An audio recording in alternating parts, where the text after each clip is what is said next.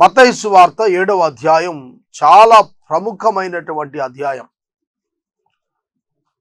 చాలా ప్రాముఖ్యమైనటువంటి అధ్యాయం. యేసుక్రీస్తు ప్రభువారు కొండ మీద ప్రసంగంలో మాట్లాడుతున్న ముగింపు మాటల అధ్యాయంగా దీనిని మనం తీసుకోవాలి. దివ్యమైన యేసయ్య మాటలు ఇందులో మనకు కనిపిస్తాయి. గోల్డెన్ రూల్, బంగారు నియమం ఇందులో కనిపిస్తుంది. చదువుకుందాం. మొదటి వచనం. మీరు తీర్పు తీర్చకుడి, అప్పుడు మిమ్మును గూర్చి తీర్పు తీర్చబడదు. మొదటి వచనంలో మీరు తీర్పు తీర్చకుడి, అప్పుడు మిమ్మును గూర్చి తీర్పు తీర్చబడదు. పరిశుద్ధుడైన అపోస్తలుడు అయిన పౌలు భక్తుడు రోమీయులకు రాస్తూ 2వ అధ్యాయంలో ఈ విధంగా తెలియచేస్తున్నాడు. రోమాపత్రిక 2వ అధ్యాయం మొదటి వచనం చదువుతున్నాడు. కాబట్టి తీర్పు తీర్చు మనుష్యుడా, నీవెవడవైనను సరే నిరుత్తరుడవై ఉన్నావు. దేని విషయములో ఎదుటవానికి తీర్పు తీర్చుచున్నావు, దాని విషయములో నీవే నేరస్తుడు అని తీర్పు తీర్చుకొనుచున్నావు. ఏలయనగా తీర్పు తీర్చు నీవును అట్టి కార్యములనే చేయించు ఉన్నావు. గ్రహిస్తున్నావా? తీర్పు తీర్చకుడి, ఎందుకంటే మీరు కూడా అలాంటి కార్యాలు చేస్తున్నారు. యోహాను సువార్త 8వ అధ్యాయంలో వ్యభిచారములో పట్టబడినది అని ఒక స్త్రీని పట్టుకొని రాళ్లతో ఆమెను కొట్టి చంపటానికి ధర్మశాస్త్రం ప్రకారం పిన్నలు మొదలుకొని పెద్దల వరకు శాస్త్రులు, పరిసయ్యులు, సద్దుకయ్యులు, ఇజ్రాయేలు గోత్రంలో పెద్దలు, నిష్ఠాగరిష్ఠులైనటువంటి ధర్మశాస్త్ర ఉపదేశకులు వీరంతా కూడా రాళ్లతో ఆమెను కొడుతూ ప్రభు సన్నిధికి తీసుకొచ్చారు. బోధకుడా, ఈమె వ్యభిచారం చేస్తూ పట్టబడింది. మోషే ధర్మశాస్త్రం చొప్పున ఈమెకు తీర్పు ఏమిటి అనగా ఈమెను రాళ్లతో కొట్టి చంపాలి. మీరు తీర్పు తీర్చకుడి అనే పదం వారికి అర్థం కాలేదు. ప్రభువు ఆమెను రాళ్లతో కొట్టండి, కానీ మీలో ఎవరైతే పాపము లేదు అని భావిస్తారు వారు మొదట ఆమె పైన రాయి వేయవచ్చని ప్రభువు వారికి సెలవిచ్చారు. ఎప్పుడైతే ఆ విధంగా జరిగిందో ఆయన నేల మీద వంగి ఏమో రాస్తున్నారు. ఆయన వ్రాస్తూ ఉండగా ప్రతి వాడు కూడా ఆ స్థలము నుండి వెళ్ళిపోయినట్లుగా మనం చూస్తున్నాం. 8వ అధ్యాయం 7వ వచనం యోహాను సువార్తలో ప్రభు అన్నమాట, మీలో పాపము లేని వాడు మొదట ఆమె మీద వ్రాయి వేయవచ్చునని చెప్పి మరలా వంగి ఆయన ఏమో రాస్తున్నాడు. ధర్మశాస్త్రం 10 ఆజ్ఞలు రాశాడు ప్రభు. పాపులైన వారు మరి యొక్క పాపినకు ఏ విధంగా తీర్పు తీరుస్తారు? It is not the duty of a believer to criticise or to judge others. విశ్వాసిగా నీ పని కాదు ఇతరులకు తీర్పు తీర్చటం. నీవు కూడా అలాంటి కార్యములలోనే ఉన్నావు. అక్కడున్న వారు ధర్మశాస్త్రం మీరిన వారే ఆ యొక్క వ్యభిచారములో పట్టబడిన స్త్రీని రాళ్ళేసి కొట్టడానికి వచ్చారు. ధర్మశాస్త్రములో ఉన్న ఆజ్ఞలలో ఒక్కటి మీరిన అన్నీ మీరినట్టే అనే మాట వారికి తెలిసి కూడా, వారు పాపులై ఉండి కూడా, వారు తీర్పు తీర్చ యోగ్యులు కానప్పటికీ కూడా వారు తీర్పు తీర్చడానికి ముందుకొచ్చారు. తీర్పు తీర్చువాడు దేవుడు ఒక్కడే. పక్షపాతం లేకుండా తీర్పు తీర్చువాడు, ఎక్కడా కూడా భేషజం లేకుండా తీర్పు తీర్చగలిగిన వాడు దేవుడు మాత్రమే. సోదరుడా, సోదరి, తీర్పులో నుండి తప్పించుకున్నటువంటి వారే విశ్వాసులు. తీర్పులో నుండి తప్పించుకున్న వారు. యోహాను సువార్త 5వ అధ్యాయం 24వ వచనం చదువుతాను చూడండి. నా మాట విని నన్ను పంపిన వాని యందు విశ్వాసముంచువాడు నిత్య జీవము గలవాడు. వాడు తీర్పులోనికి రాక మరణములో నుండి జీవములోనికి దాటి ఉన్నాడని మీతో నిశ్చయముగా చెప్పుచున్నాను. తీర్పులో నుంచి మరణములో నుంచి జీవములోనికి దాటిపోయాడు. ఎలాగునా? క్రీస్తునందు విశ్వాసం వలన. కనుక దేవుని పిల్లలు తీర్పు తీర్చకూడదు. సోదరుడా, సోదరి, ఈ రాత్రి కాలం నీవు జడ్జిమెంట్స్ పాస్ ఆన్ చేస్తున్నావా? ఇతరులకు నీకు తెలిసిన న్యాయం చొప్పున నువ్వు తీర్పులు ప్రకటిస్తున్నావా? ఒక పాపి ప్రకటించే తీర్పుకు ఏ విధమైన గుర్తింపు లేదు. తీర్పు తీర్చకుడి, మీకును తీర్పు తీర్చబడదు. మనం గుర్తెరగాలి. మనం తీర్పు తీర్చితే మనం కూడా తీర్పులోనికి వస్తాం. ఎందుకంటే అట్టి పాపం మనం కూడా చేస్తున్నాం. ధర్మశాస్త్రము వలన నీతిమంతుడుగా ఒక్కడు కూడా అంగీకరించబడడు అనేది వాస్తవం. ఒక్క యేసుక్రీస్తు ప్రభువారు తప్ప ధర్మశాస్త్రాన్ని 100% అనుసరించగలిగిన వారు ఇచ్చిన మోషే యొద్ద నుండి కూడా ధర్మశాస్త్రం తొలగించిన ప్రభువు వరకు ఉన్న మానవ జాతి తరములలో ఎవ్వడు కూడా దానిని పరిపూర్ణంగా నెరవేర్చలేదు. ధర్మశాస్త్రమునిచ్చిన మోషే సైతం ధర్మశాస్త్రం తప్పాడు, ఆజ్ఞలకు వ్యతిరేకంగా వెళ్ళాడు. సోదరుడా, సోదరి, కనుక ఏ మానవుడైనప్పటికీ విశ్వాసిగా మారిన వారు తీర్పు తీర్చరాదు. తీర్పు తీరిస్తే నీకు తీర్పు తీర్చబడుతుంది. పరిశుద్ధుడైన దేవుడు బైబిల్ గ్రంథంలో చాలా ఉదాహరణలు పెట్టారు. ఒక వ్యక్తి ఒక యజమానునికి అప్పున్నాడు. ఆ యజమానుడు అతనిపై కనికరపడి అతనున్నటువంటి అప్పును తొలగించాడు, క్షమించాడు. అయితే ఆ వ్యక్తి బయటికి వెళ్ళి తనకు అప్పున్నటువంటి వాణిని నిర్బంధించి డబ్బు కొరకు అడుగుతున్నాడు. ఇది యజమానుని యొక్క సేవకులు చూచి యజమానుని దృష్టి తీసుకెళ్లారు. అయ్యా, నీవు ఒకరిని క్షమించవు కదూ, అతడు వెళ్ళి చాలా తక్కువ దాని కొరకు అడుగుతున్నాడు. ఇతనికి విస్తారమైనది క్షమించబడింది, కానీ అతని పట్ల చాలా తక్కువ రుణమున్న వాని యొక్క రుణాన్ని క్షమించడానికి వీనికి ఇష్టం లేదు. గ్రహిస్తున్నారా? ఈ క్షమాపణ పొందిన మొదటి వ్యక్తి చాలా గొప్ప రుణము నుండి విడుదల పొందాడు. చాలా గొప్ప రుణం. అతని జీవితం అంతా ఊడిగం చేసినా తీర్చలేడు, జీతంతో తీర్చలేడు అంతటి రుణాన్ని ఆ యజమానుడు మాఫీ చేస్తే, తనకు అత్యంత తక్కువ రుణము కలిగిన వ్యక్తిని ఈ యొక్క మొదట క్షమాపణ పొందిన వ్యక్తి గొడవ చేస్తున్నాడు, తీర్చేవరకు ఊరుకోవట్లేదు. ఆ యజమానుడు ఆ యొక్క వ్యక్తిని పిలిచి కఠినమైనటువంటి వాడా అని సంబోధిస్తూ, వీనిని తీసుకుని వెళ్ళి చీకటి గట్లో వేయండి అన్నాడు. ఏమిటి దీని అర్థం? తీర్పు తీర్చకుడి, తీర్పు తీర్చకుడి, మీకు తీర్పు తీర్చబడదు. ఈ మొదటి వ్యక్తి తీర్పు తీర్చబడకుండా విడిచిపెట్టబడ్డాడు, కానీ ఇతరులకు తీర్పు తీర్చాడు. అందుకే అతనికి తీర్పు తీర్చబడింది. పరిశుద్ధ లేఖనాలు మనకు తేటగా సాక్ష్యం చెబుతున్నాయి. You are not here for judge. నువ్వు ఇక్కడ తీర్పు తీర్చడానికి లేవు, క్షమించడానికి తప్ప నువ్వు జడ్జిమెంట్ ఇవ్వడానికి నీకు అధికారం లేదు. నువ్వు క్షమించవచ్చు, కానీ నువ్వు శిక్షించడానికి నీకు అధికారం లేదు.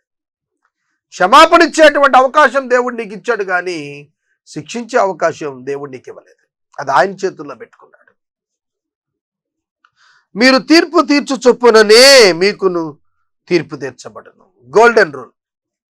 మీరేం కావాలని ఆశిస్తారో ఇతరుల పట్ల, ఇతరులకు మీరేం చేయాలని ఆశిస్తారో మీ పట్ల కూడా అదే చేయటానికి మీరు కోరుకోవాలి. మీరు తీర్పు తీర్చిన ప్రకారంగానే మీకు కూడా తీర్పు ఉంటుంది. అవును, ఆ క్షమాపణ పొందిన మొదటి వ్యక్తి రెండవ వ్యక్తి వద్దకు వచ్చి రుణమును గురించి దెబ్బలాడుతున్నప్పుడు మొదటి వ్యక్తిని కూడా తీసుకుని వెళ్ళి చెరసాల్లో వేశాడు. క్షమాపణ పొందిన ఈ మొదటి వ్యక్తి రెండవ తనకు క్షమాపణ పొందాల్సిన వ్యక్తి యొద్ద కఠినంగా ఉన్నాడు కనుక అతని పక్షంగా కూడా యజమానుడు కఠినత్వాన్నే చూపాడు. అతనికి ఎట్లా తీర్పు అతడు ఇష్టపడుతున్నాడో ఇతరుల గురించి, అలాగే అతనికి కూడా తీర్పు తీర్చబడుతోంది. Very simple.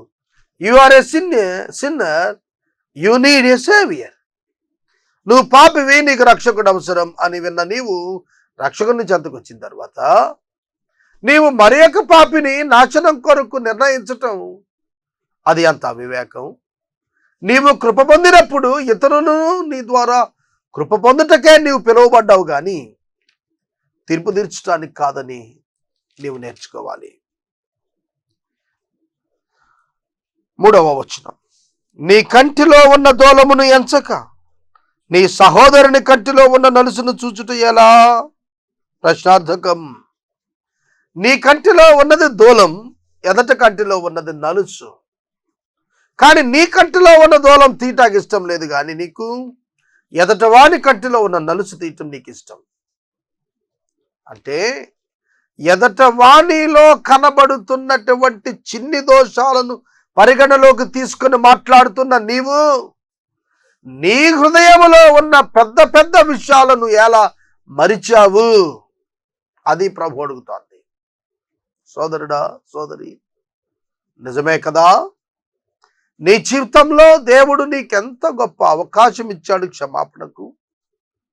నీ దూలము స్థాయి ఉన్నటువంటి విషయాలను నువ్వు ప్రక్కన పెట్టి నీ సోదరుని యొక్క కంటిలో ఉన్న నలుసు వంటి అంశాలపై నీవు ఎన్నిసార్లు దుమారం రేపుతున్నావు? నీ పాపము, నీ అంతరంగం, నీ హృదయం, నీ కఠినత్వం, నీ దోషం, నీ ద్వేషం, నీ అసూయ, వీటంక నువ్వు చూసుకోకుండా ఎదట వ్యక్తిలో ఉన్నటువంటి ఆధ్యాత్మికమైనటువంటి నష్టాలను, ఆధ్యాత్మిక పరమైన బలహీనతలను వెతుకుతానికి నీకేం సంభవించింది? నీ కంటిలో ఉన్న దూలాన్ని విడిచిపెట్టావు, ఎదట వాని కంటిలో నలుసు తీస్తానికి ట్రై చేస్తున్నావు. ఇది ఎక్కువ బోధకులకు వర్తిస్తుంది. నేనెప్పుడు ప్రీచ్ చేసినా నన్ను నేను కలుపుకొని చెప్తుంటాను. మీరు గమనించారా? ఇదిగో ఈ పని నేనును చేయలేకపోతున్నాను, ప్రభు నాకును శక్తినివ్వాలని కోరుతున్నానని పలుమార్లు నేను అడిగాను మీ ఎదుటే. ఎందుకో తెలుసా? మనం ప్రభువు నుండి కృప పొందటం కొరకు. నీ కంటిలో ఉన్న దూలమును ఎంచక. నాలో దోషం పెట్టుకొని నీకు నేను టీచ్ చేస్తూ నిన్ను విమర్శిస్తే నా పరిస్థితి ఏమిటి? బోధకునిగా నీలో దూలమును పెట్టుకొని, అంటే నీలోనే పెద్ద దోషాన్ని పెట్టుకొని ఇతరులో చిన్న చిన్న దోషాలు వెతికితే నువ్వెలా తప్పించుకుంటావు? నిన్ను చూస్తున్నటువంటి దేవుడు తీర్పు తీర్చడా? సోదరుడా, ఎవ్వరికి తీర్పు తీర్చద్దు. ఫలానా ఆయన తాగుతాడండి, ఫలానా ఆయన తిడతాడండి, ఫలానా ఆయన కొడతాడు, నీకెందుకు? వారి తీర్పు వారిదే, నీ తీర్పు నీదే. నీవు ఇతరులకు తీర్పు తీర్చవద్దు. వేషధారి, మొదట నీ కంటిలో ఉన్న దూలం తీసేసుకో, అప్పుడు నీ సహోదరుని కంటిలో ఉన్న నలుసును తీసివేయటం నీకు తేటగా కనబడుతుంది. ఇది సైట్ ప్రాబ్లం. ఇన్నర్ సైట్, అంతరంగ సంబంధమైన దృష్టిలో లోపం వచ్చినప్పుడు ఇతరులను మనం అర్థం చేసుకోవటం చాలా కష్టమైపోతుంది. అండర్స్టాండింగ్ దెబ్బతింటుంది.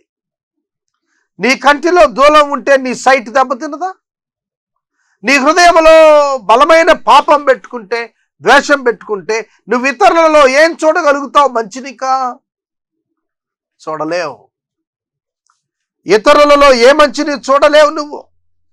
కనుక మొదట నీ అంతరంగం బాగైతేనే తప్ప ఇతరులతో నీ సంబంధం, ఇతరులతో నీ సహవాసం, ఇతరులతో నీ యొక్క ప్రేమపూర్వక అనుబంధం నువ్వు కొనసాగించలేవు. అది దెబ్బతినిపోతుంది. నీకు తేటగా కనపడాలి ఎదుటి వానిలో దోషం. నీకు తేటగా కనపడాలంటే నీ హృదయం తేటగా ఉండాలి. నీ హృదయం మలినమైపోతే, నీ హృదయం పాపమంకిలంగా పెట్టుకొని ఇతరుల జీవితాల్లో నీవు ప్రవేశిస్తావా? వారిని విమర్శిస్తున్నావా? ఒకసారి ఆలోచించుకో. సోదరుడా, సోదరి, నీతి మాటలు చెప్పటం కాదు, నీతిగా జీవించటం నేర్చుకోవాలి. ఈ రాత్రికాలం నువ్వు కేవలం మాటల వరకే మిగిలిపోతే కొద్దిమందిని కొంతకాలం నువ్వు నమ్మించగలుగుతావు, కానీ నీ జీవితంలో మార్పు వస్తే అనేక మందిని శాశ్వత కాలం నీవు నమ్మించగలుగుతావు. క్రీస్తుని గురించి, యేసు నీలో కలుగజేసిన మార్పు ఏమిటో నువ్వు చెప్పలేకపోతే ఇతరులకు ఏమని చెప్తావు? యేసుక్రీస్తుని గురించి, యేసు నీ అంతరంగాన్ని మార్చాడని నీవు అనుభవంలో చెప్పలేకపోతే ఇతరుల జీవితాలు మార్చుకోండి అని చెప్పడంలో ప్రయోజనం ఏముంటుంది? వేషధారిగా బ్రతకద్దండి. Let us not live like a hypocrite. వేషధారిగా బతకద్దు. నీ అంతరంగంలో దోషం ఉంటే ప్రభు సన్నిధికి రా, ప్రార్థన చేయి. ఆ దోషం కడిగే వరకు కన్నీరు కార్చు. నీ అంతరంగంలో ఉన్నటువంటి క్రీస్తు వాక్య విరుద్ధమైన అంశాలు నీవు వెతుక్కోకుండా, తీసేసుకోకుండా నీ సహోదరుల యొక్క జీవితాల్లో ఉన్న తప్పిదాల వైపు నువ్వు చూస్తున్నావా? పెద్ద పెద్ద సేవకులు సైతం ఈ విషయంలో పడిపోయారు. ఎంతవరకు ఎదుట వారిని కరెక్ట్ చేయటమే ఉద్దేశంగా జీవితంగా పెట్టుకున్నారు, కానీ వారి జీవితాలు వారు చూసుకుంటున్నారు. బోధకుడుగా ఉన్నటువంటి వారికి అత్యధికమైన శ్రమ. నీవేదైతే చేస్తున్నావో అది బోధించగలగాలి, ఏది బోధిస్తున్నావో దాన్ని చేయగలగాలి. దాని కొరకు మనం పిలువబడ్డాం. పరిశుద్ధమైనది కుక్కలకు పెట్టకుడి, మీ ముత్యములను పందుల ఎదుట వేయకుడి. వేసిన ఎడల అవి ఒకవేళ కాళ్ళతో వాటిని త్రొక్కి మీ మీద పడి చీల్చివేయును. ఇక్కడ కుక్కలు, పందులు అనే పదం మామూలు జంతువుల గురించి చెప్పలేదు. మనుషులలోనే దేవుని వాక్యమును నమ్మని వారిని గురించి చెబుతున్నాడు. రెండు రకాల జంతువులను చూపిస్తూ ఇక్కడ కుక్కను గురించి, పందిని గురించి చెప్పినప్పుడు, కుక్కల ఎదుట, పందుల ఎదుట పరిశుద్ధమైనవి ముత్యాలు పెడితే వాటికి దాని విలువేం తెలుస్తుంది? వాక్యము పరిశుద్ధమైనది, వాక్యము ముత్యము వంటిది. దేవుని వాక్యమును తీసుకొని మూర్ఖుని ఎదుట నువ్వు వేస్తే వాడు అంగీకరిస్తాడా? అంగీకరించకపోగా నిన్ను చీల్చేస్తాడు, నిన్ను చీల్చేస్తాడు. ఇది వాస్తవం సోదరుడా, సోదరి. అందుకే విత్తువాని ఉపమానంలో ప్రభువారు చెప్పిన మంచి నేలన పడిన విత్తనం అన్నప్పుడు ఈ మంచి నేల చదును చేయబడినటువంటి నేల కనుక విశ్వాసి యొక్క జీవితంలో మొదట హృదయం పరిపూర్ణంగా, పవిత్రంగా, పరిశుద్ధంగా సిద్ధపరచబడిన తరువాతనే దేవుని వాక్యం వారిలో ఫలిస్తుంది. అవిశ్వాసుల జీవితాల్లో వాక్యం ఏం ఫలిస్తుంది? ముండ్ల తుప్పల వంటి జీవితాలు, త్రోవ పక్కన ఉన్నటువంటి జీవితాలు, రాతి నేల వంటి జీవితాలు. కుక్కలో ఎదుట పరిశుద్ధమైంది పెట్టకండి అన్నాడు. దేవుని వాక్యాన్ని నీవెంత నేర్పించాలని ప్రయత్నం చేసినా కుక్క తన వాంతికి తిరిగినట్టుగా తిరిగిపోయే బుద్ధి లేనటువంటి జీవితాలకు పరిశుద్ధమైన వాక్యం వెక్కసంగానే ఉంటుంది. పందుల యొక్క దృష్టి అశుద్ధమైన వాటి వైపు, విలువలేని వాటి వైపు పరుగులెత్తుతుంది. దాని ఎదుట ముత్యాలు వెలగలిగినవి పోస్తే అవి ఏమర్థం చేసుకుంటే, పందులు ఎక్కడైనా అలంకరించుకుంటాయా? ముత్యాల చేత హారం చేసుకుని ఏ పందైనా మెడలు వేసుకుంటుందా? అది మానవ బుద్ధి కలిగిన వారికి మాత్రమే. దేవుడు నియమించిన జీవితాల్లోనికి ప్రవేశించిన వారే పరిశుద్ధ లేఖన అలంకారం కంఠభూషణంగా ధరించిన అనుభవం. సామెతల గ్రంథం 3, 4, 5 అధ్యాయాలు చదవండి. దేవుని యొక్క వాక్యం మనకు ఎటువంటి అలంకారంగా ఉండాలో అక్కడ భక్తుడైన సొలొమోను తెలియచేస్తున్నాడు. 7వ వచనం, అడుగుడి మీకు ఇయ్యబడును, వెదకుడి మీకు దొరకును, తట్టుడి మీకు తీయబడును, అడుగు ప్రతివాడును పొందును, వెదకువానికి దొరుకును, తట్టువానికి తీయబడును. చూస్తున్నారా ఎంత గొప్ప సత్యం! అడుగుడి ఇవ్వబడును. Ask it will be given unto you. మీకు ఇవ్వబడుతుంది. ఇది గొప్ప వాగ్దానం. ఏం కావాలి మీకు? లోకము కావాలా? లోక భోగం కావాలా? యాకోబు భక్తులు అంటున్నారు, మీరు అడుగుతున్నప్పుడు మీ సుఖభోగాల కొరకు అడుగుతున్నారు, అందుకే మీకు దొరకటం లేదు. దేని కొరకు అడుగుతున్నారు? ప్రభు కొరకు అడుగుతున్నారా? ప్రభు పిల్లల కొరకు అడుగుతున్నారా? ప్రభు మహిమార్థమే అడుగుతున్నారా? ప్రభు రాజ్యవ్యాప్తిగా అడుగుతున్నారా? దేని కొరకు అడుగుతున్నారు? మీ సుఖభోగముల నిమిత్తం అడుగుతున్నారా? అడుగుడి ఇవ్వబడును, వెదుకుడి దొరుకును. దేవుడు తానివ్వాలని తలంచిన వాటిని ఏ విధానములు ఇస్తున్నాడు? ఒకటి అడిగితే ఇస్తున్నాడు, రెండు వెతికిన వారికి దొరికేట్టు చేస్తున్నాడు, తట్టిన వారికి తీస్తున్నాడు.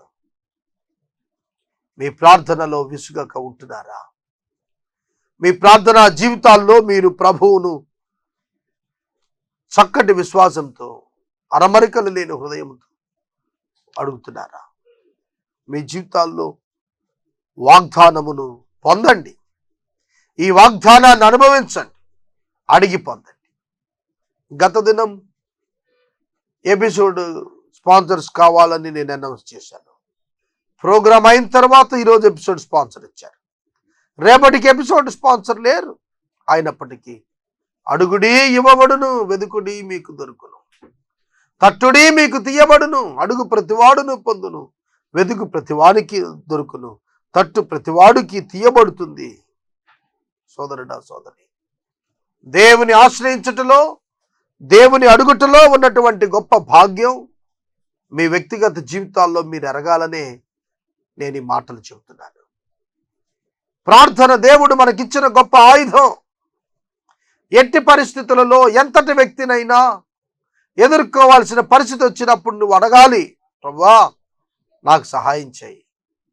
దినవృత్తాంతాల గ్రంథంలో యెహోషాపాతు అడిగాడు, ప్రభు విజయం ఇచ్చాడు.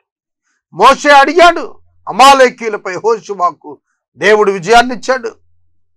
దావీదు అడిగాడు, దేవుడు అతనికి తోడుగా ఉండి సిక్లగులో సమస్తాన్ని మళ్ళీ తిరిగి వెనక తెచ్చాడు. అవును, అడిగేవారు ఉన్నామా? మనం మనుషుల్ని అడగటం కాదు, దేవుణ్ణి అడగటం నేర్చుకుందాం. మనుషులు limited people, limited energies, limited resources. కానీ మన దేవుడు అలా కాదు, అన్లిమిటెడ్ రిసోర్సెస్.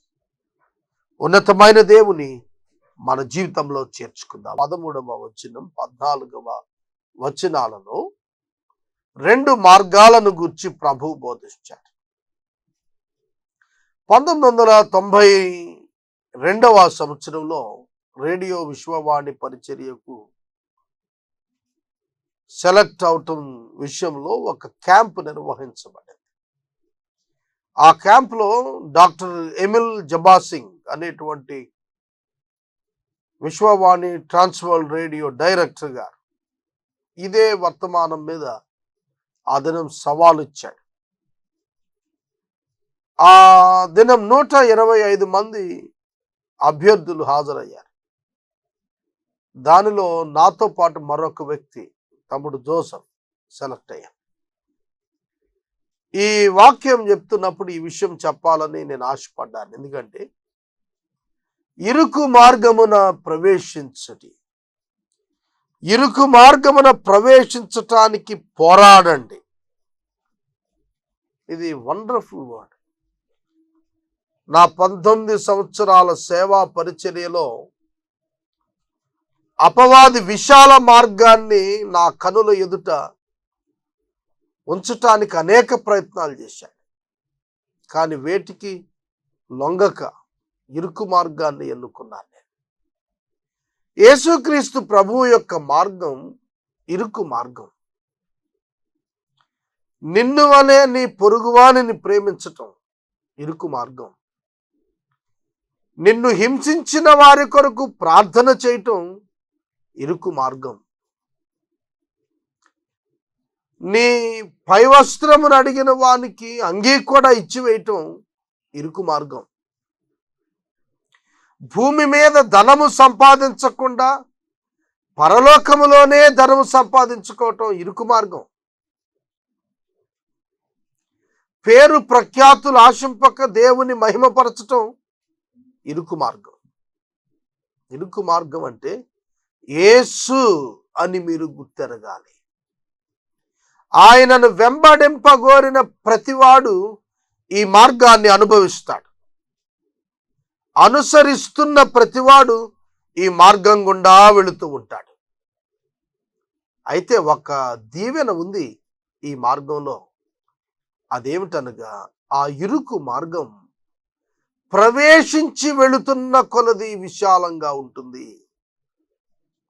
విశాల మార్గం అపవాది యొక్క మార్గం, శరీరము యొక్క మార్గం. ఇది ప్రవేశించి నడుస్తున్న కొలది ఇరుకైపోతుంది. ఇది నా వ్యక్తిగత జీవిత అనుభవం. 13వ వచనం చదువుతాను, చూడండి. ఇరుకు ద్వారమున ప్రవేశించుడి, నాశనమునకు పోవు ద్వారము వెడల్పును, ఆ దారి విశాలమునై ఉన్నది, దాని ద్వారా ప్రవేశించు వారు అనేకులు. జీవమునకు పోవు ద్వారము ఇరుకును, ఆ దారి సంకుచితమునై ఉన్నది, దాని కనుగొను వారు కొందరే.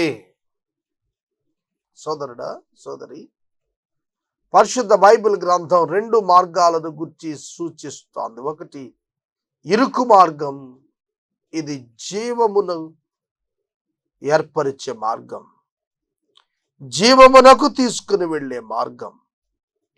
రెండవ మార్గం విశాల మార్గం, ఇది మరణమునకు తీసుకుని వెళ్ళేటువంటి, నాశనమునకు తీసుకుని వెళ్ళేటువంటి మార్గం. ఈ లోకములో ప్రజలు శరీర సంబంధులుగా, ప్రకృతి సంబంధులుగా జీవించటానికే ఇష్టపడతారు. శరీర ఇచ్ఛలను నెరవేర్చుకొనటం మానవునికి ఇష్టం. లోక స్నేహం మానవునికి ఇష్టం, దేవునికి విరోధం. సోదరుడా, సోదరి, క్రైస్తవుడు అనగా యేసుక్రీస్తునందు విశ్వాసం ఉంచిన వాడు ఎట్లుండాలి? ఈ లోకములో ప్రత్యేకించుకున్న వాడై ఉండాలి. బాప్తిస్మం ఇచ్చు యోహాను అనుసరించిన మార్గం చూడండి. అతడు ధరించిన వస్త్రం మొదలు భుజించిన ఆహారము వరకు అతని జీవిత విధానం ఇరుకైన మార్గం. అతడు ప్రవేశించాడు, పోరాడి ప్రవేశించాడు. ఈ రాత్రికాలం నీవు ఇరుకు మార్గములో ప్రవేశించాలనుకుంటే యేసును వెంబడించటం. నేనే మార్గము, సత్యము, జీవమునై ఉన్నానని యోహాను సువార్త 14వ అధ్యాయంలో 6వ వచనం నుండి ప్రభువు మాట్లాడుతున్న మాటల్లో మనం చూస్తాం. నిజమే, యేసును వెంబడించటం ముళ్ళ బాటలో ప్రయాణం వంటిది. ఈ దినాల్లో చాలా మంది యేసును వెంబడిస్తే డబ్బు వచ్చేస్తుందని, ధనవంతులైపోతారని బోధిస్తున్నారు, ప్రాస్పరిటీ గాస్పుల్ చెబుతున్నారు. కానీ పరిశుద్ధుడైనటువంటి పౌలు భక్తుడు జీవితం మీరు ఒక్కసారి తీసుకుంటే, అతడు తనంతట తాను తన ఆధిక్యతలన్నింటినీ యేసుక్రీస్తు వారి పరిచర్యలో అతడు సాగుటకు, వెంబడించుటకు, వాటన్నింటినీ ఇష్టపూర్వకంగా కోల్పోయాడు. సన్హెద్రిన్ సభ సభ్యుడు, పరిసయ్యుడు, ఎంతో ఘనమైనటువంటి చరిత్ర కలిగిన వాడు, బెన్యామినీయుడు, మరియు గమాలియేలు పాదాల దగ్గర ధర్మశాస్త్రాన్ని అభ్యసించిన ఘనుడు, విద్యాధికుడు, ఆ యొక్క ప్రభుత్వంలో పేరుగాంచిన వాడు, మత పెద్దల చేత గుర్తింపు పొందినవాడు, ఆర్థిక పటిష్టత కలిగినటువంటి వాడు. అటువంటి సౌలు పౌలుగా మారిన తరువాత తనను తాను ఎంతో తగ్గించుకున్నాడు, తన ఆధిక్యతలు కాదనుకున్నాడు. సన్హెద్రిన్ సభ రాజీనామా చేశాడు. సోదరుడా, సోదరి, అతడు తన ఆధిపత్యాలన్నీ క్రీస్తు సేవ ఎదుట క్రీస్తు మార్గము ఎదుట వద్దనుకున్నాడు. ఈ లోకంలో క్రీస్తుని వెంబడించడం అంటే దేవుని యొక్క వాక్యం భిన్నంగా ఉంటుంది. లోక పరిస్థితులు పేదలైన మీరు ధన్యులు అంటాడు వాక్యంలో.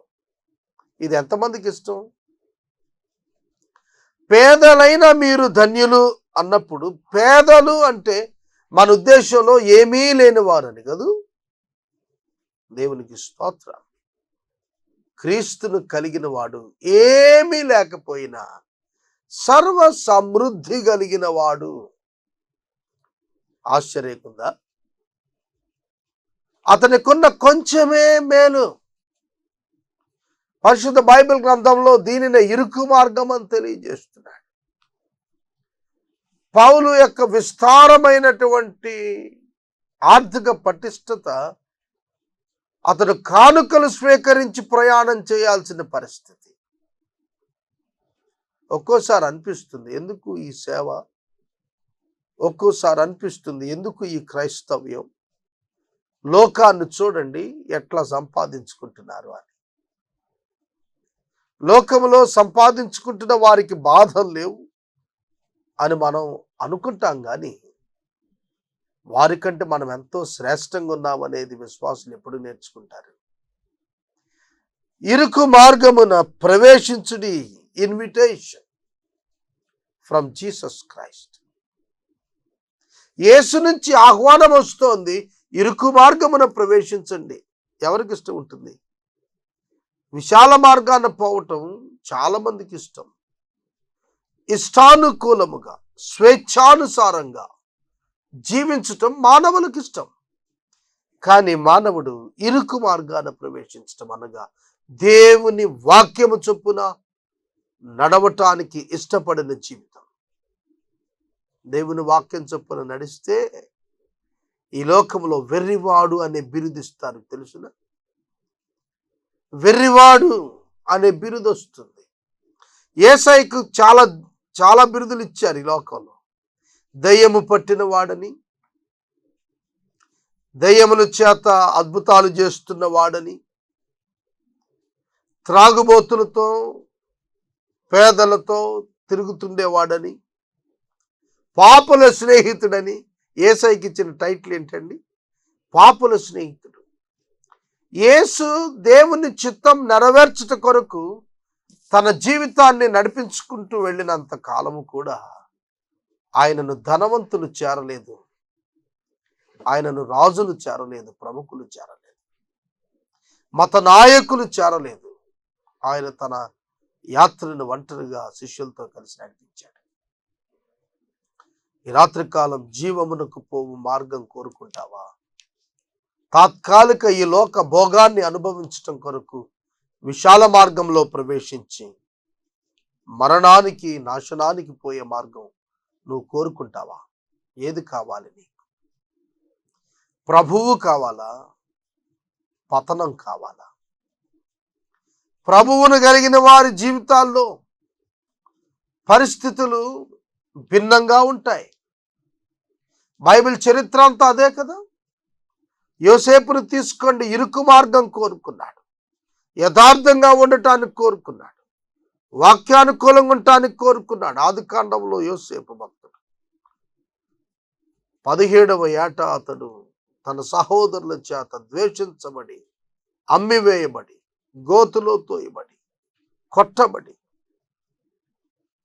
పోతీఫరు ఇంట అవమానం పొంది చెరసాల్లో గడిపి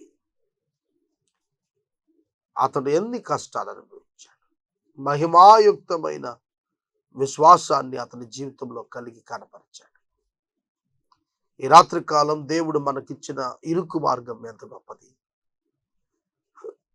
ఈ ఇరుకు మార్గం గురించి మనం ఇంకొంచెం లోతుగా మాట్లాడితే, ఈ యెరూషలేము ద్వారము ప్రక్కనే ఒక చిన్న ద్వారం ఉంటుంది. జాగ్రత్తగా రండి, ఎక్కడైనా ఉంటుంది. ఇది మెయిన్ డోర్ పక్కన చిన్న గిలకల గేటు కానీ చిన్న ఎంట్రన్స్ కానీ ఉంటుంది. ప్రధాన కూడలలో ఇది సాధారణంగా ఉంటుంది. మెయిన్ ఆర్చికి పక్కనే చిన్న సబ్వే లాగా ఉంటుంది. దీనిని గురించి ప్రభువారు మాట్లాడుతూ ఒంటె సూది బెజ్జంలో దూరి అవతలకి వెళ్ళిపోవటం సులభం అని చెప్పారు. ఎక్కడ? ధనవంతుడు పరలోక రాజ్యములో ప్రవేశించుట కంటే ఒంటె సూది బెజ్జం గుండా వెళ్ళటం సులభం అన్నాడు. సూది బెజ్జము అనే పదం దేనికి వర్ణిస్తారంటే, ఒంటెలు వాటిపైన ఏమాత్రము బరువు వేసుకోకుండా ఒంటెలాగానే యాజ్ ఇట్ ఈజ్గా. ఒంటెలు రవాణా నౌకలు కదా, రవాణా నౌకలు, ఎడారి నౌకలు. ఈ భుజాల మీద, ఒంటె భుజాల మీద, గోపురం మీద చాలా బరువులు వేస్తారు. ఒంటె యొక్క పర్పసే అది, బరువులు మోయటం. అయితే ఈ యెరూషలేము మందిరం యెరూషలేము పట్టణం ప్రధాన ద్వారానికి ప్రక్కనే ఉన్న చిన్ని ద్వారం ఉందే, ఆ ద్వారంలో ఒంటె మాత్రమే ప్రవేశిస్తుంది తప్ప పైన ఏ వస్తువు ఉన్నా కూడా ఆ ఒంటె అందులో ప్రవేశించదు.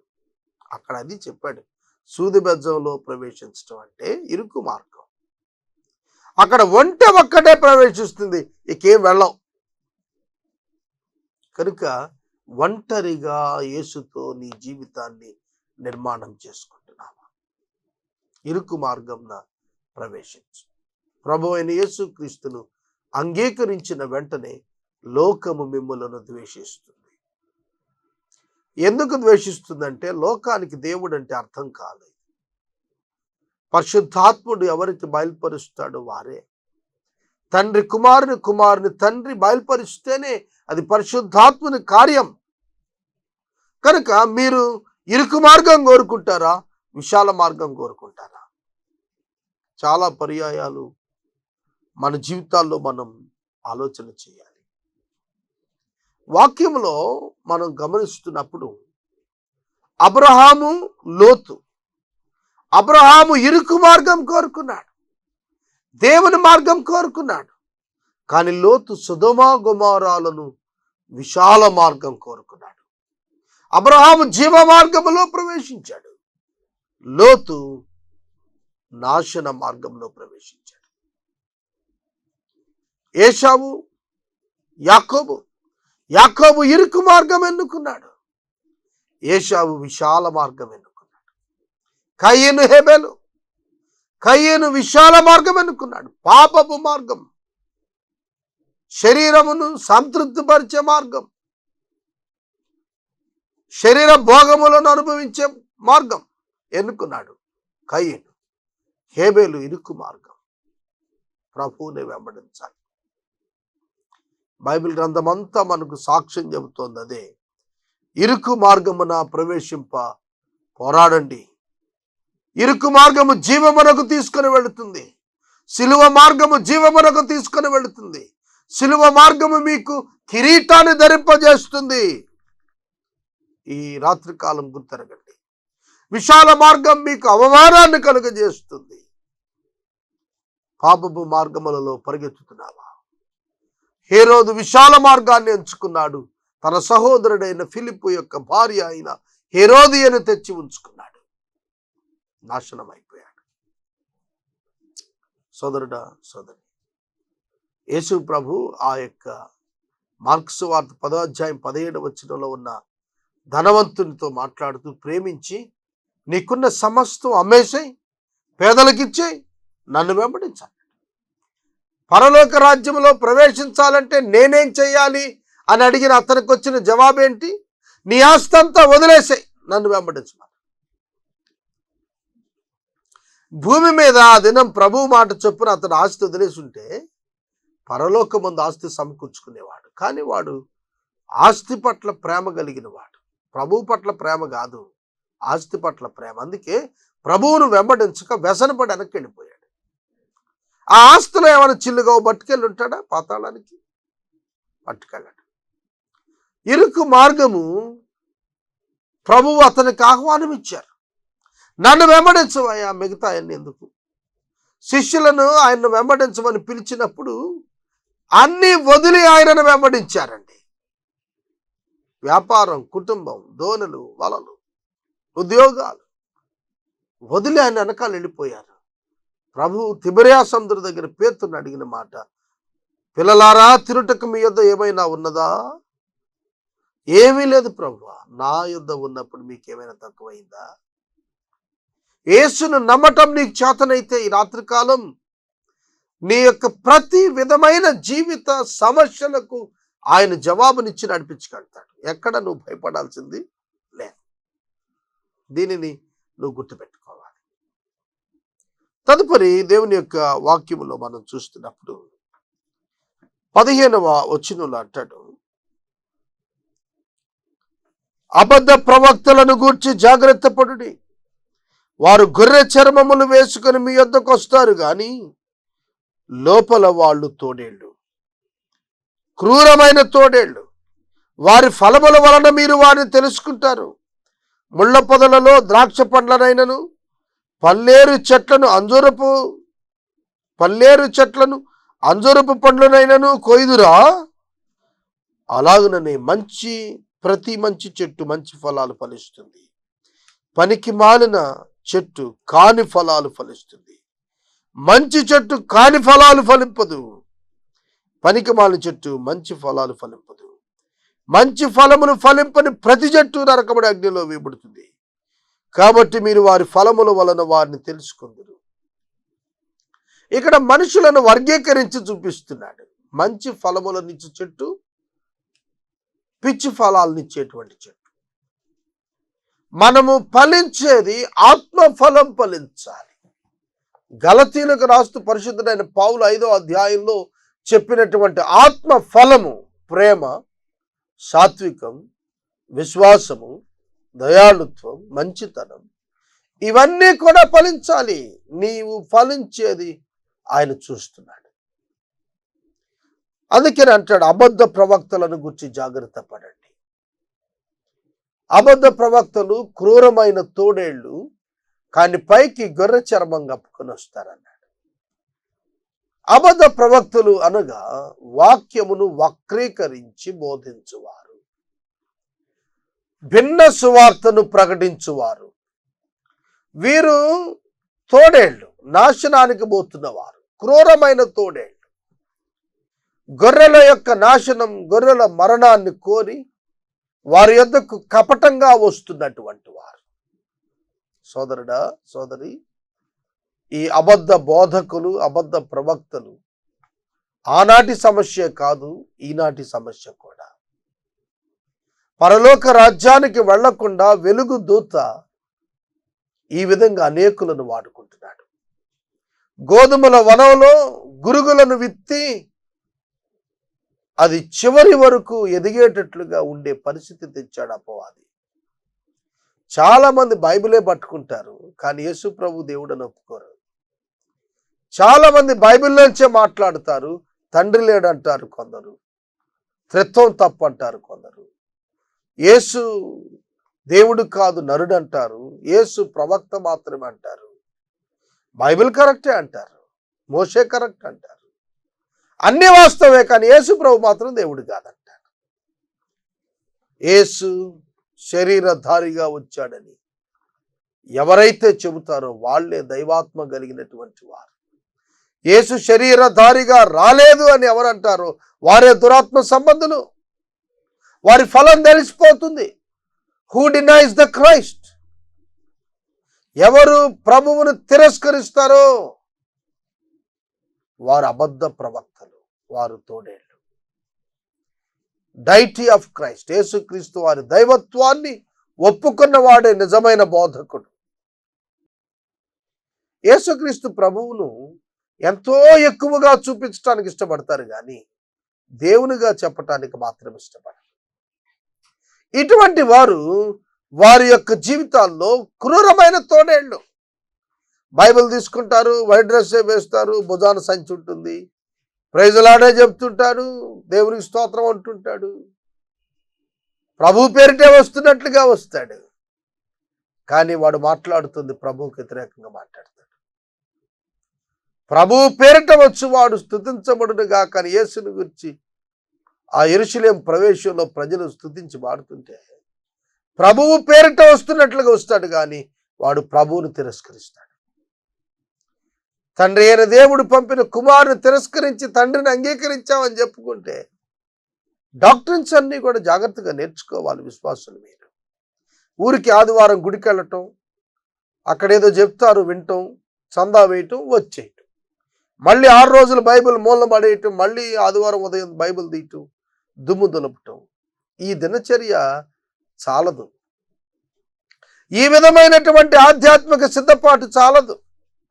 అబద్ధ ప్రవక్తలను, తోడేళ్ల వంటి వారిని పసిగట్టడానికి మీ ఆధ్యాత్మిక జ్ఞానం అభివృద్ధి చెందకపోతే మీరు పడిపోతారు. జాగ్రత్త. వాడు ఏ ఫలం ఫలిస్తున్నాడో తెలియాలి కదా. బోధకులు త్రాగుబోతులుగా, వ్యభిచారులుగా ఉంటే వారు ఏం బోధిస్తారు? ఈ రాత్రికాలం వాక్యాన్ని నేను ముగిస్తున్నా. సోదరుడా, సోదరి, నీవు ప్రభు అయిన యేసుక్రీస్తు వారిని స్వకీయ రక్షకునిగా అంగీకరించటం ద్వారానే నువ్వు పరలోక రాజ్యానికి వెళతావు. అబద్ధ బోధకులను పసిగట్టడం నేర్చుకునమని ప్రేమతో మనం చేస్తున్నాం. 21వ వచనం నుండి వాక్యాన్ని ప్రారంభించుకుందాం, చదువుకుందాం. ప్రభువా, ప్రభువా అని నన్ను పిలుచు ప్రతివాడును పరలోక రాజ్యములో ప్రవేశింపడు గాని పరలోకమందున్న నా తండ్రి చిత్త ప్రకారము చేయువాడే ప్రవేశించును. ఎవరు పరలోక రాజ్యంలో ప్రవేశిస్తారు? ఇది ప్రశ్న. యేసుక్రీస్తు ప్రభువా, యేసుక్రీస్తు ప్రభువా అని పిలిచి తండ్రి చిత్తం ప్రకారం చేయని వాడు ప్రవేశింపడు. ఇది ప్రభు చెబుతారు. తండ్రి యొక్క చిత్తం ఏమిటి? ప్రభువైన యేసుక్రీస్తు వారి యందు విశ్వాసముంచుట ద్వారా దేవునికి పిల్లలు అవటం తండ్రి యొక్క అభీష్టం.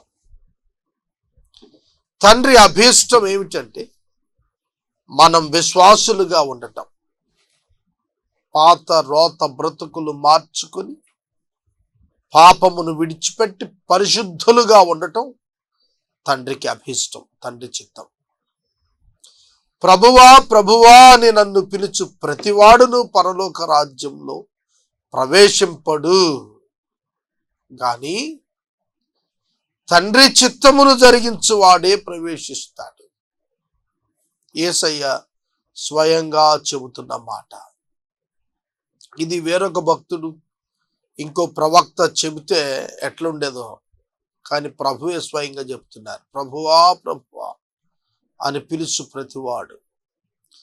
Religious people cannot enter in to the kingdom of God. మతపరమైనటువంటి వ్యక్తులుగా మిగిలిపోయిన వారు పరలోక రాజ్యం చేరరు. Religion cannot save you. మతం నిన్ను రక్షించదు. క్రైస్తవ్యం మతం కాదు. క్రైస్తవ్యం విశ్వాసం. క్రైస్తవ్యం క్రీస్తును పోలి నడుచుకొనటం. క్రైస్తవ్యానికి ఆచారాలు లేవు. క్రైస్తవ్యానికి హ్యూమన్ మేనిఫెస్టో లేదు, డివైన్ మేనిఫెస్టో తప్ప, దైవిక ధర్మశాస్త్రం తప్ప, దైవిక ఆదేశాలు తప్ప మానవ ప్రబోధాలు ఏమీ లేవు క్రైస్తవునికి. క్రైస్తవుడికి ఆచారాలు లేవు. క్రైస్తవుడు డ్రెస్ కోడ్ లేదు. క్రైస్తవునికి ఆహార విషయంలో ఏమీ అభ్యంతరాలు లేవు.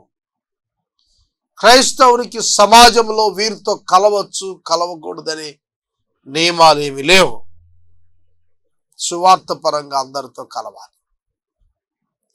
సోదరుడా, సోదరి, మరి క్రైస్తవ మతం అంటే ఏంటి? అంటే క్రీస్తును ఎరుగకుండా క్రైస్తవ తల్లిదండ్రులకు జన్మించిన వారు చిన్నప్పటి నుంచి సండే స్కూల్స్కి వెళ్తారు, యూత్ మీటింగ్స్కి పోతారు, చర్చ్ సర్వీస్కి అటెండ్ అవుతారు, పాటలు పాడుతూ ఉంటారు. But they were not saved. వారు రక్షించబడిన వారు కారు. ఈ మాట అర్థమైందా? ఉదాహరణకు, ఒక విశ్వాసులైన భార్యాభర్తలకు పుట్టిన పిల్లలు చిన్నప్పటి నుంచి పాటలు పాడుతుంటారు. యూత్ మీటింగ్స్కి వెళ్తారు, గాస్పల్ మీటింగ్స్కి వెళ్తుంటారు, చర్చి సర్వీస్కి వెళ్తుంటారు, పాటలు పాడుతుంటారు, వాక్యాలు చదువుతుంటారు.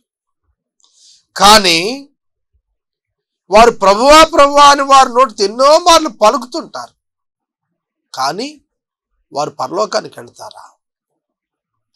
తండ్రి చిత్తము నెరవేర్చకపోతే, అనగా వ్యక్తిగతముగా యేసుక్రీస్తు ప్రభువు వారిని రక్షకునిగా స్వీకరించకపోతే, అట్టివాడు ఎంత మత ఆచారాల్లో ఉన్నా, క్రిస్మస్ పండుగ చేస్తూ చుట్టుపక్కల వారందరికీ సెలబ్రేట్ చేసిన వాడు నోటి మాటతో పెదవులతో ఘనపరుచు వాడే కానీ వాడి హృదయం దేవునికి దూరంగా ఉంది.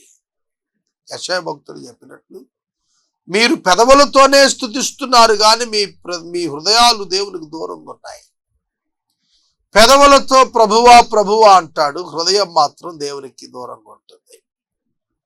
ఇలాంటి వారు అనేకులు ఉన్నారు. బైబిల్ చేత పట్టుకొని తిరిగే వాళ్ళు అనేక మంది ఉన్నారు. But are they saved? వారు రక్షించబడినారా?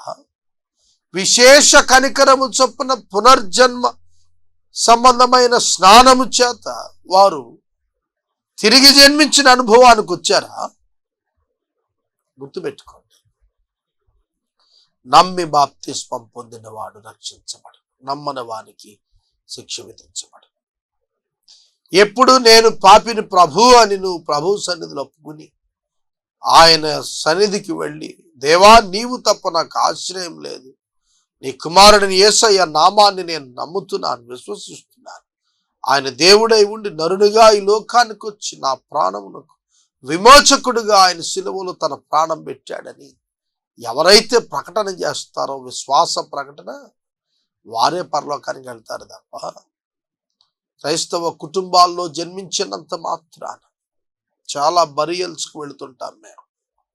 మారు మనసు పొందని క్రైస్తవులకు, ప్రభువును అంగీకరించిన క్రైస్తవులకు, బాప్తిసం తీసుకున్న క్రైస్తవులకు కూడా అదే తెస్సలోనిక పత్రిక చదువుతారు, అదే కొరింథీ మొదటి పత్రిక 15వ అధ్యాయం చదువుతారు.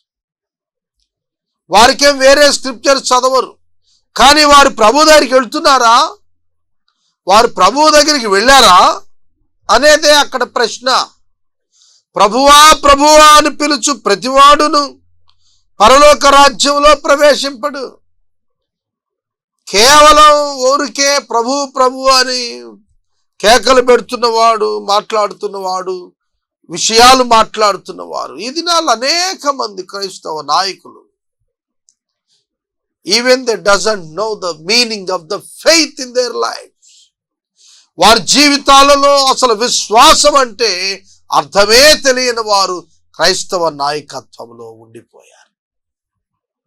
దేవుడు తీర్పు తీరుస్తాడనే బాట అర్థం కాని వారు ఎంతో మంది క్రైస్తవ నాయకత్వంలో ఉండిపోయారు. దొంగ వద్దని చెబుతూ దొంగతనం మీద ఆధారపడి బ్రతికేటువంటి నాయకత్వం ఎంతో ఉంది ఇది నాన్న క్రైస్తవ మతంలో. వారు క్రైస్తవుల సోదరుడా సోదరి, Solomon, David, Paul, Peter, Mary ఈ పేర్లు పెట్టుకుంటే క్రైస్తవులు అయిపోతారా? ఒకవేళ ప్రభుత్వం ఒప్పుకుంటుందేమో,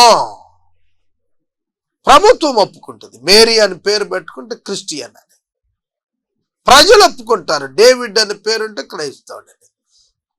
you cannot fool the God. దేవుడు ఒప్పుకుంటాడా? నేను బర్నబా అని పేరు పెట్టుకుంటే పరలోకానికి పోతానా? సోదరుడా సోదరి, దేవుని యొక్క చిత్తము గుర్తెరగండి. ఏమిటి దేవుని యొక్క చిత్తం? ఎఫెసీ పత్రిక 1వ అధ్యాయం 6వ వచనం దేవుని చిత్తాన్ని చెబుతారు. చదువుకోండి. ఎఫెసీ పత్రిక 1వ అధ్యాయం 6వ వచనం, ఎట్లనగా తన ప్రియుని యందు తాను ఉచితముగా మనకు అనుగ్రహించిన తన కృపా మహిమకు కీర్తి కలుగునట్లు తన చిత్త ప్రకారమైన దయా సంకల్పం చొప్పున, వినండి ఇప్పుడు జాగ్రత్తగా వినండి, యేసుక్రీస్తు ద్వారా తనకు కుమారులుగా స్వీకరించుటకై. ఇది దేవుని చిత్తం. యేసుక్రీస్తు ద్వారా మనలను కుమారులుగా స్వీకరించుటకై ఏం చేస్తున్నాడట? మనలను ముందుగా తన కోసము నిర్ణయించుకొని మనము ఆయన ఎదుట పరిశుద్ధులం నిర్దోషులం ఉండాలని జగత్తు పునాది వేయబడక మునిపే ప్రేమ చేత దేవుడు క్రీస్తులో మనలను ఏర్పరచుకున్నాడు. This is the will of God. యేసుక్రీస్తు ద్వారా దేవునికి కుమారులు అవటానికి యోహాను సువార్త 1వ అధ్యాయంలో చాలా స్పష్టంగా చెప్పాడు. 12వ వచనంలో, తనను ఎందరు అంగీకరించిరో వారికి అందరికీ, అనగా తన నామమునందు విశ్వాసముంచిన వారికి దేవుని పిల్లలు అగుటకు దేవుడు అధికారమును అనుగ్రహించెను. ఇది దేవుని చిత్తం. నీవు దేవునితో విశ్వాసము ద్వారా సంబంధాన్ని కలిగి ఉండాలి. లేకపోతే నీకు దేవునికి ఏమిటి సంబంధం? క్రీస్తు ద్వారా తప్ప ఏ ఒక్క వ్యక్తి దేవునితో సంబంధం కలిగి ఉండలేడు.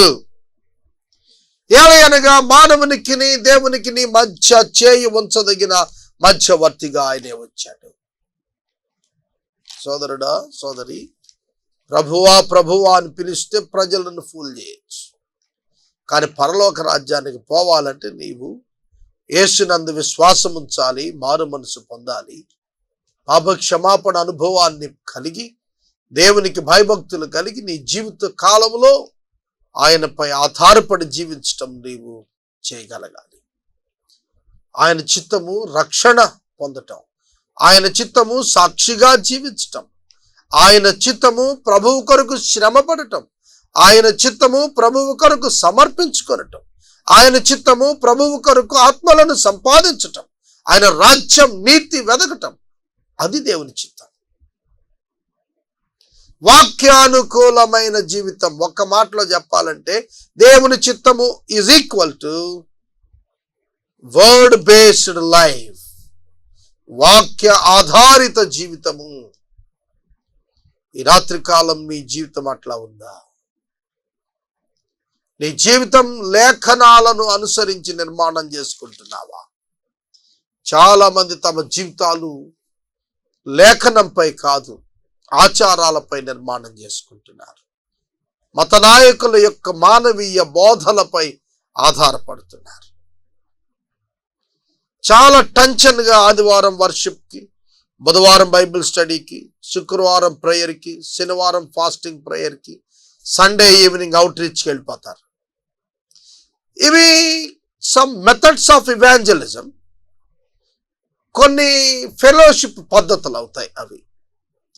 ఇవి నువ్వు హాజరవుతున్నావు అంతవరకే. మరి దాని వెనకాల నీ ప్రవర్తన, దాని వెనక నీ నిజ జీవితంలో నీ యొక్క అంగీకారాలు ఎట్లా ఉన్నాయి అనేది నువ్వు పరిశీలించుకోవాలి.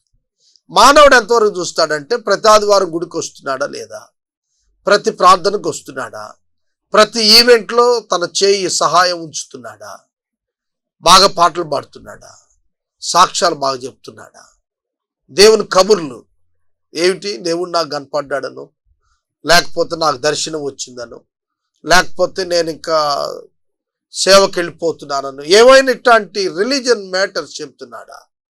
వీటి మీదే మనుషులు ఆధారపడి మనుషులు నిర్ణయం చేస్తున్నారు, వీళ్ళు దేవుని బిడ్డలు, వీళ్ళు కాదు. దేవుడు అలా కాదు నిర్ణయించేది. దేవుని చిత్తం ప్రకారం నువ్వు పరిశుద్ధుడు ఉండటానికి పిలువబడ్డావు, నువ్వు ఇచ్చేవాడుగా ఉండటానికి పిలువబడ్డావు. దేవుడు నిన్ను ఆయన ఆశీర్వాదంగా ఉండటానికి పిలిచాడు.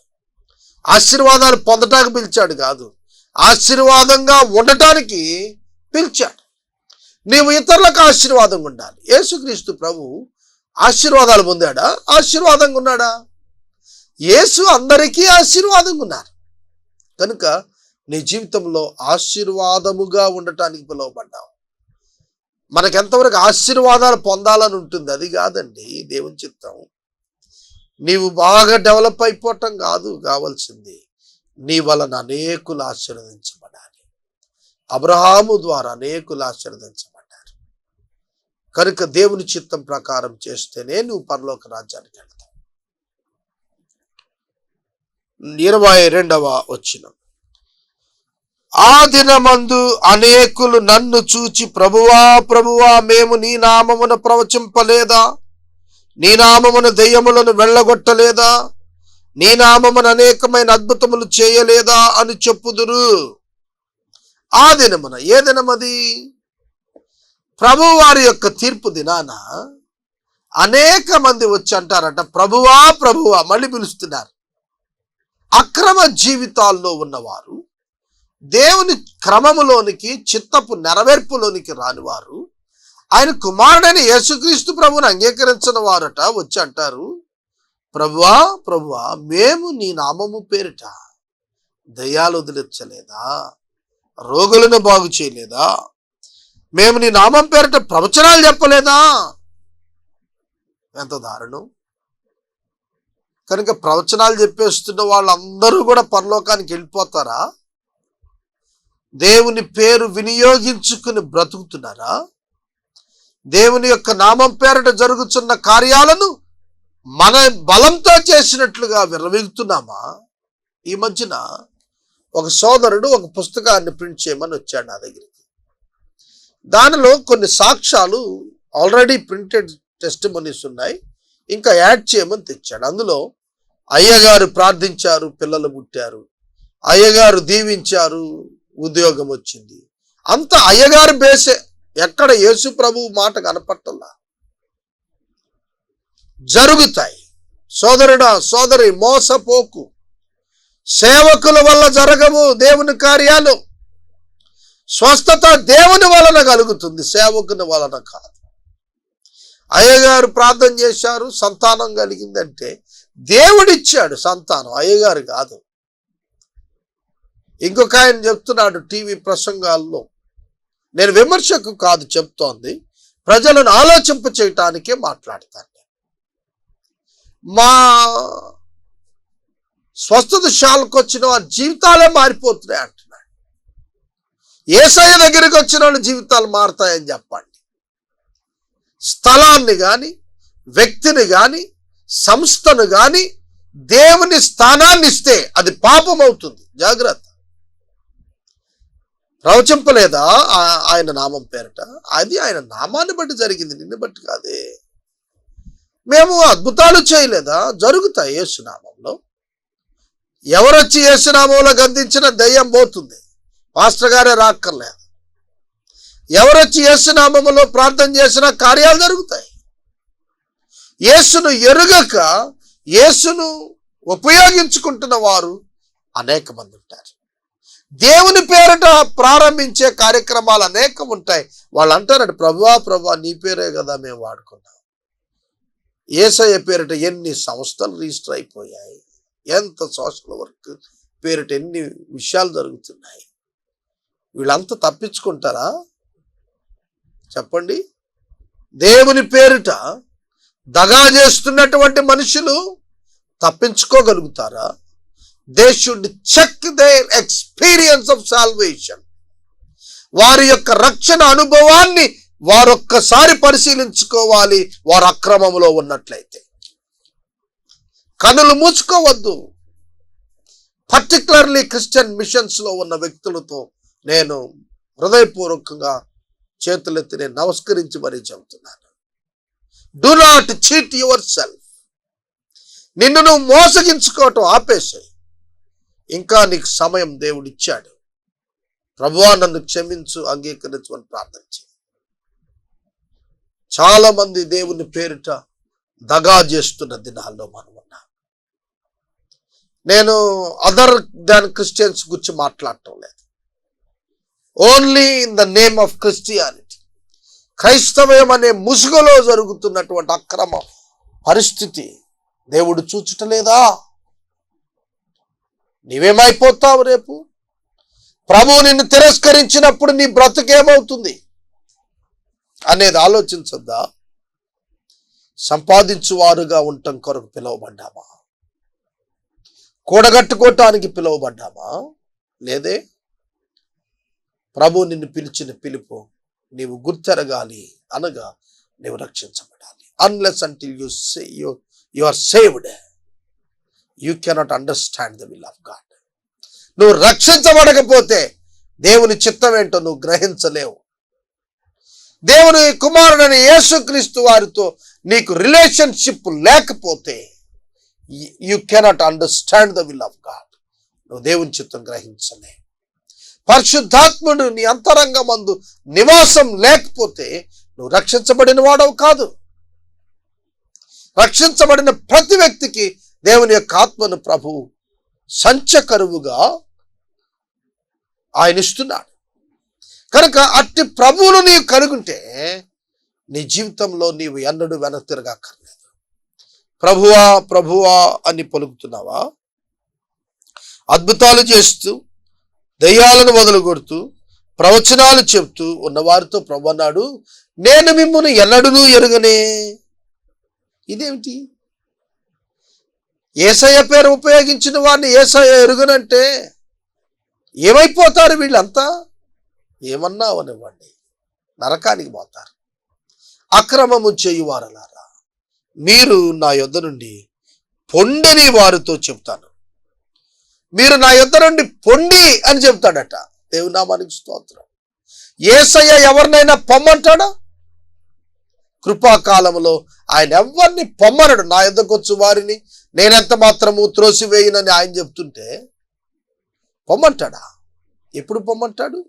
తీర్పు దినమున అక్రమము చేస్తున్నటువంటి వారందరినీ తన యొద్ద నుండి పోయి అగ్నిగుండంలో పడమని సెలవిస్తాడు ఆయన.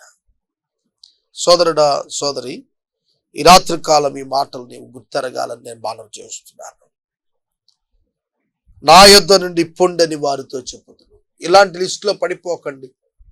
క్రిస్టియన్ మినిస్టర్స్, క్రైస్తవ సేవకులారా, క్రీస్తును ఉపయోగించుకుని దేవుని పనిలో ఉన్నవారులారా, check your experience of salvation once. Check your integrity. మీ యథార్థతను ఒక్క మారు పరీక్ష చేసుకోండి.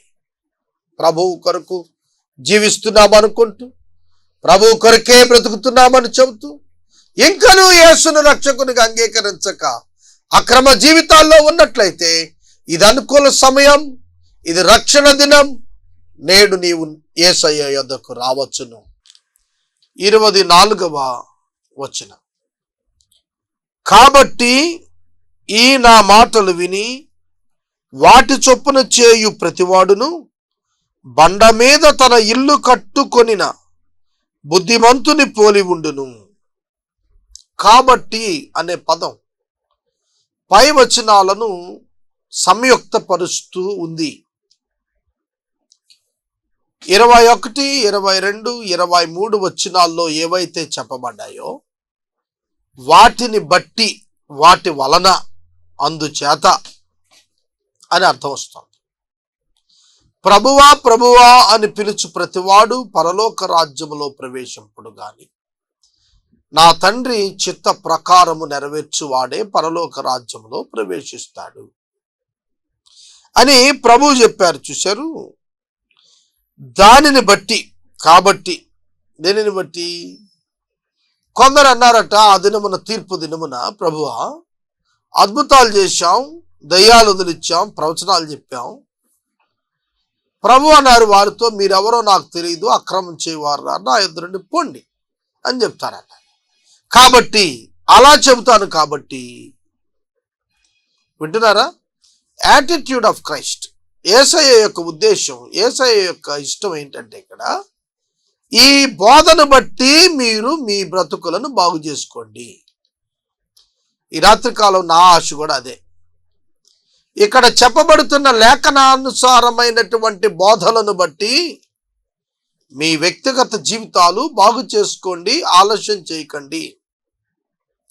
ఎందుకు చెబుతున్నాడంటే ఈ వచనాల నుంచి వరదలు వచ్చాయి, గాలి తుఫాన్లు కొట్టాయి. వారు కట్టుకున్నటువంటి ఇల్లు ఇసుక మీద కట్టుకున్నందున అది కూలిపోయింది. దాని పాటు చాలా భయంకరమైంది, గొప్పది అని చెబుతూ, బండ మీద కట్టుకున్నటువంటి ఇంటి పైన గాలివానలు వచ్చాయి, కానీ అది నిలిచి ఉంది అని చెప్తున్నాడు. బండ ప్రభు అయిన క్రీస్తే. బండ మీద కట్టుకున్న ఇల్లు అంటే వాక్యము పైన నిర్మించుకున్న జీవితము అని అర్థం వస్తుంది. వాక్యమును అనుసరించుచున్న జీవితాలు తమ జీవితంలో ఎదుర్కొన్నటువంటి అనేక శోధనల మధ్యన పతనం కాక, ఆత్మీయ నష్టంలోనికి వెళ్ళక, జయించి నిలిచి స్థిరంగా ఉంటారు. కారణం, వారు బండ మీద, వాక్యం మీద కట్టుకున్నారు జీవితాన్ని. నేను బైబిల్ స్టడీ చేస్తూ వెళుతూ ఉండగా నా తీర్మానం ఒక్కటే, పరిస్థితులు ఏమైనప్పటికీ we should stand on the word of God. దేవుని వాక్యం పైనే నిలబడిపోదాం. పరిస్థితులు వ్యతిరేకం రానివ్వండి, జీవితంలో అనుకూలం రానివ్వండి, సౌఖ్యాలు రానివ్వండి, శ్రమలు రానివ్వండి, వాక్యం మీద నుంచి ఒక్క స్టెప్ డౌన్ కూడా చేయటానికి గుర్తుపెట్టుకోండి. దేవుని పిల్లలు వాక్యం మీద నిలిచిపోవాలి, వాక్యం మీద నడిచిపోవాలి, వాక్యం మీద స్థిరపరచబడాలి. ఇంకొక ఆధారం లేదు. అలా కాకుండా by the temptations of the devil, సాతాను యొక్క శోధనలకు ఒప్పేసుకుంటే నీవు కట్టుకునే నీ జీవితం దేని మీద ఉంటుందో తెలుసా? ఇసుక మీద కట్టుకున్నటువంటిదిగా. బండ మీద కట్టినటువంటి ఇల్లు ఏ ఢోకా లేకుండా ఎన్ని విపత్తులు వచ్చినా నిలబడి ఉంటుంది. కారణం బండ, ఆ ఇల్లు కాదు. గ్రహిస్తున్నారా? ఆ గొప్పతనం బండ గొప్పతనం. అది కాంక్రీట్గా ఉంటుంది, కదిలిపోయేది కాదు. కానీ ఇల్లు ఇసుక మీద కట్టుకున్నప్పుడు ఏమవుతుంది? అది దొరలిపోతుంది, కూలిపోతుంది అన్నాడు. ఇది ఉపమానంగా చూపిస్తూ ఏం చెప్పాలన్నాడు అనుకుంటున్నాడు ప్రభు? మీ జీవితాలు పరిశుద్ధ లేఖనం చొప్పున కాక మరి దేనిపై ఆధారపడి నిర్మాణం చేసుకున్నా అగ్ని గంధకం ముందు అవి పడిపోతాయి, తీర్పు దినాన మీరు ఓడిపోతారు అని చెప్పటానికి రాస్తున్నాడు. ప్రతివాడు తన ఇల్లు బండ మీద కట్టుకొనిన బుద్ధిమంతుని వాలే ఉంటాడు. ఈ మాటలు విని వీడి చొప్పున చేసేవాడట బండ మీద ఇల్లు కట్టుకుని వాని వలె బుద్ధిమంతుని వలె ఉంటాడు. వాన కురిసెను, వరదలు వచ్చును, గాలి విసిరి ఆ ఇంటి మీద కొట్టును గాని దాని పునాది బండ మీద వేయబడి ఉన్నది గనుక అది పడలేదు. యేసుక్రీస్తే మన పునాది, మనం పై కట్టడం. పునాది గట్టిది, పునాది పడిపోలేదు కాబట్టి ఇల్లు పడిపోలేదు. పునాదులు బలహీనమైపోతే, అంటే ఫౌండేషన్స్ ఆఫ్ యువర్ ఫెయిత్, నీ విశ్వాస ప్రమాణాలు కృంగిపోతే నిన్నెవరు రక్షిస్తారు? నీవెవరి యందు విశ్వాసం ఉంచావో వాళ్లే పడిపోతే, అది అక్కడ అర్థం. ఈ రాత్రికాలం గుర్తిస్తున్నారా? చాలా మంది యేసయ్య మీద కాక నమ్మకం తమ మతం మీద, తమ ఆచారం మీద, తమకున్నటువంటి సిద్ధాంతాల మీద, తమకున్నటువంటి బోధల మీద ఆధారపడుతుంటారు. మేము బాగానే ఉన్నాంలే అనుకుంటారు. మా మరణం తర్వాత ఏదో అయిపోతాం తప్ప మేము నరకంకి వెళ్ళాం అనుకుంటారు. లేదంటే మేము దేవుళ్ళో ఐక్యమైపోతాం అనుకుంటున్నారు. ఎట్లా అయిపోతారు? నీ పాపమునకు క్షమాపణ రాకుండా నీవు దేవునితో ఎట్లా ఐక్యం అవుతావు? మంచి పనులు చేస్తూ పోతే పాపం కరిగిపోతుందా? పాపమునకు ప్రాయశ్చిత్తం ఎట్లా జరగాలి? రక్త ప్రోక్షణం ద్వారా. ఆ రక్తం ఎట్లా ఉండాలి? పరిశుద్ధ రక్తమై ఉండాలి. అంటే ఎక్కడ దొరికింది అది? యేసు రక్తం ఒక్కటే. మేకల యొక్క, గొర్రెల యొక్క రక్తం చేత యూదా మతస్థులు కూడా బలులిచ్చారు, కానీ వారి పాపం కప్పబడిందే తప్ప తీసివేయబడలేదే. యేసు రక్తం ఒక్కటే పాపము నుండి మానవుడిని విమోచించడం కొరకు దేవుడు అంగీకరించిన ఏకైక సాధనం. Remuneration for your sin, ransom for your sin. నీ పాపమునకు ఆయన వెల చెల్లించాడు. అది ఆయన రక్తమే, ఆయన ప్రాణమే, ఆయన రక్తం. సోదరుడా, సోదరి, మరియు ఈ నా మాటలు విని వీటి చొప్పున చేయని ప్రతివాడును, చేసిన ప్రతివాడు బండ మీద కట్టుకున్న ఇల్లు వలె ఉంటుందన్నాడు.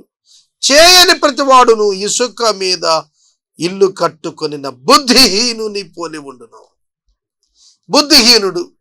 బుద్ధిహీనుడు అంటే ఎరిగి తన జీవితం పాడు చేసుకునేవాడే బుద్ధిహీనుడు. ఒక్కసారి ఆలోచన చేయండి. మీ జీవితాలు పరలోక రాజ్యానికి, మీరు అనుకుంటున్నటువంటి దేవుని సన్నిధికి వెళ్ళటానికి మార్గం ఏమిటి? క్రీస్తునందలి విశ్వాసం. బైబిల్ చెబుతోంది, నేను చెప్తున్నాను అంతే. నువ్వు మారితే నీకు మంచిది, నాకు మంచిది కాదు. నువ్వు ప్రభువుని అంగీకరిస్తే అది నీకు మేలు, నాకేం మేలు కాదు. నువ్వు ప్రభువుని అంగీకరిస్తే నాకేం కొత్త చొక్కా రాదు, నీకు నూతన జీవం వస్తుంది. కనుక క్రీస్తు ప్రేమతో మనం చేస్తుంది ఏమిటంటే దేవుని మాట చొప్పున జీవితాలు నిర్మాణం చేసుకోవాలి.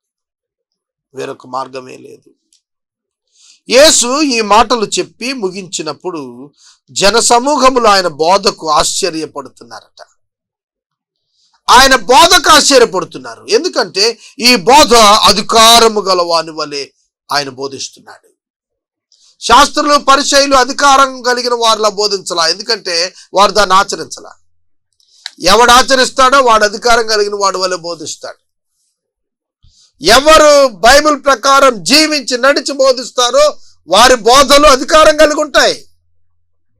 దొంగతనం చేసేవాడు దొంగతనం చేయొద్దని అధికారంగా చెప్పలేడు, నీతిమంతుడే చెప్పగలుగుతాడు.